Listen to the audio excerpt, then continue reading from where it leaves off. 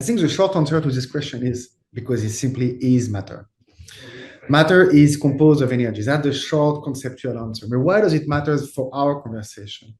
It matters because at this moment, when you're listening and watching this, I don't know what you're doing with this and where you are, the energy in your body is tremendously shifting and transforming the way you perceive the information I'm sharing with you.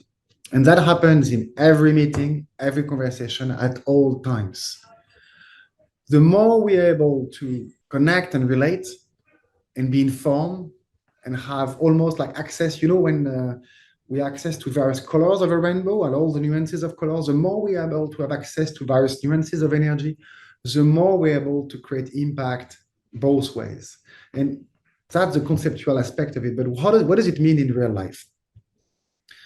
Whether you are at a Christmas dinner with your in-laws, or you are at a business meetings with your micromanaging boss, or you are at a board meeting where you're pitching a big project as a CEO.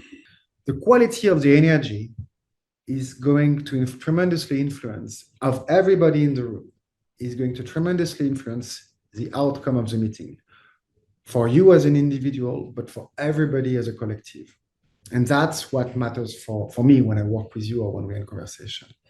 Because what we are after is to really engage, invite an energy which has a capacity to change and to materialize your vision.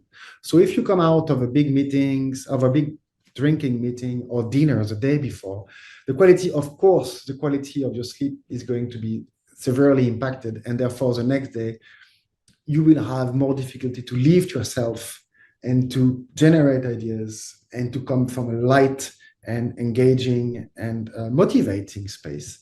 Similarly, if you had a difficult conversation with your boss or with your peer because of some difficult negotiation you're going through, if you haven't learned to recover to your center, to be able to have access to this energy we talked about a little bit earlier quickly, it's going to be very hard for you to be fully present in this specific meeting. The quality of those meetings and the quality of a year is the compound effect of those meetings across the organization. So when you manage to pay attention to your energy on every one of those meetings and recover to your higher quality of energy, then you shift the trajectory of your organization and of course your career, but that's beside the point at this stage.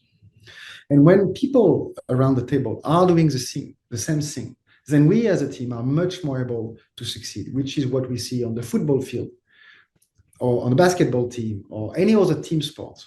When everybody is able to cultivate the right ecosystem for the team and for themselves, then the impact is tremendous. I've seen it every single time in very fast-growing organizations who don't have the luxury of time and sometimes don't have the luxury of budget.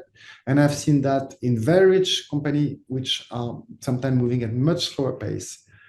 The quality of energy is always changing the outcome, because we can have great ideas, but actually it doesn't matter. What matters is our capacity to execute, recover, pivot, come back, and do it again. Having the idea, execute, get a feedback, pivot if necessary, or continue and do it again and again and again. And the compounding effect of those various moments, I would say, is going to generate the impact you have as a group. Of course, we see that in our everyday life, in family life, which we often take a space where things are more difficult to manage when we go back to mommy and daddy, or we go back to all those people who are very good at triggering us. Suddenly we become a victim, or the other way around, because that's a space where we pay less attention. And I don't believe that we should pay less attention in those relationships. I think we could simply allow ourselves to create what we want, take responsibility in those places as well. Because when you take responsibility and you offer an energy which is maybe a bit more inclusive, a bit more forgiving, then you create a very different outcome. And that's true for family life, it's true for friendships, and it's true for organizational life. And let me add one more point, because finally, I think that maybe the most important one. Let's see what you think about that. We're talking about energy because ultimately, everything we do is a fruit.